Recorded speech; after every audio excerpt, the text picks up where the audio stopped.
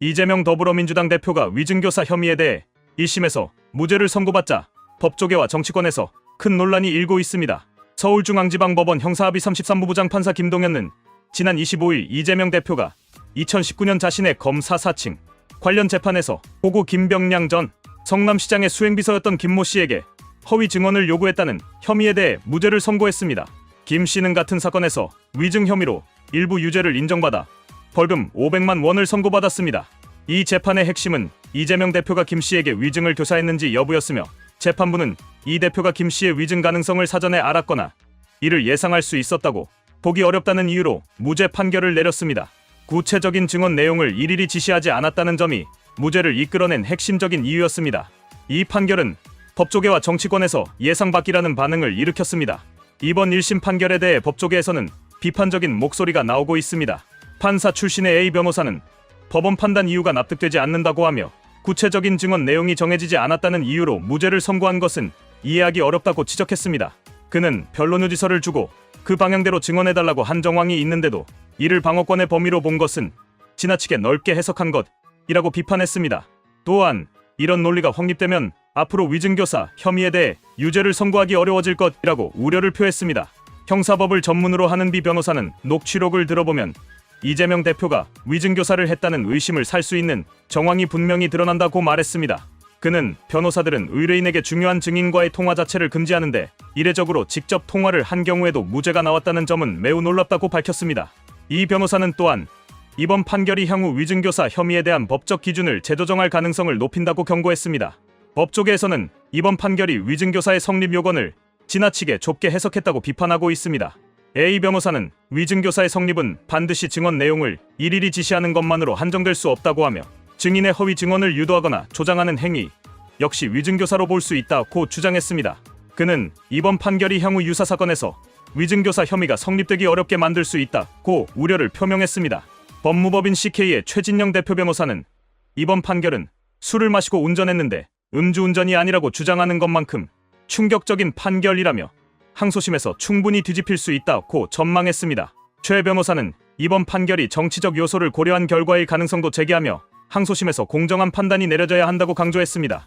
그는 특히 이재명 대표가 법적 절차를 제대로 따르지 않고 정치적 입장에 따라 행동했다면 그에 대한 정치적 비판이 뒤따를 수밖에 없다고 덧붙였습니다. 검찰은 이번 판결에 대해 강한 유감을 표하며 즉각 항소 방침을 밝혔습니다. 검찰 관계자는 법리와 증거 관계에 비춰볼 때 납득하기 어려운 판결이라며 판결문을 철저히 검토한 후 항소하고 항소심에서 유죄 입증에 최선을 다할 것이라고 말했습니다. 검찰은 이재명 대표와 김 씨 간의 통화 내용에서 위증을 사전에 지시한 정황이 분명히 드러난다고 주장하며 이를 증거로 항소심에서 혐의를 입증할 계획입니다. 검찰은 특히 녹취 내용이 이재명 대표의 위증교사 의도를 뒷받침하는 중요한 증거라고 보고 있습니다. 녹취록에서 이 대표가 김 씨에게 변론유지서를 전달하고 그 방향에 맞게 증언할 것을 요청한 정황이 드러나 있다는 점을 강조하고 있습니다. 이에 따라 검찰은 항소심에서 이 대표가 김 씨에게 위증을 교사한 의도가 명확히 입증될 수 있도록 노력할 것입니다. 법조계에서는 항소심에서 이 사건의 판결이 어떻게 바뀔지에 대한 관심이 집중되고 있습니다. 법무법인 세담의 신할찬 대표 변호사는 이번 판결에서 녹취록이 오히려 검찰에 불리하게 작용한 점이 눈에 띈다고 분석하며 이재명 대표가 녹음 가능성을 염두에 두고 신중히 발언했을 가능성이 크다고 말했습니다. 그는 항소심에서는 이 대표가 김 씨에게 증언 내용을 어디까지 알고 있었는지 증언과의 연관성을 면밀히 살펴봐야 한다고 덧붙였습니다. 법조계에서는 이번 사건의 항소심에서 위증교사 혐의의 성립 여부가 다시 한번 치열하게 다뤄질 것으로 예상하고 있습니다. 이 사건에서 핵심적인 쟁점은 이재명 대표가 김 씨에게 어떤 방식으로 증언을 지시했는지 그리고 그 지시가 위증교사로 성립할 수 있는지 여부입니다.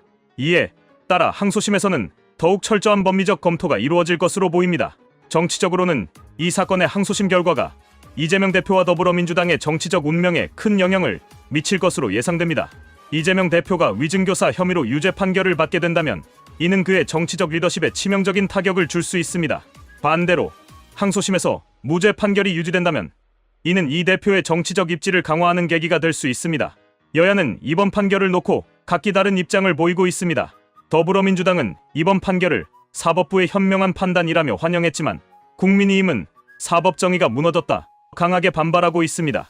여야 간의 이러한 대립은 정치적 논란을 더욱 증폭시키고 있으며 향후 항소심에서의 판결에 대한 관심은 더욱 높아질 것입니다. 이번 사건은 단순한 법적 판단을 넘어 정치적, 사회적 논란을 일으키고 있으며 항소심에서의 결과가 한국 정치에 미칠 영향은 매우 클 것입니다.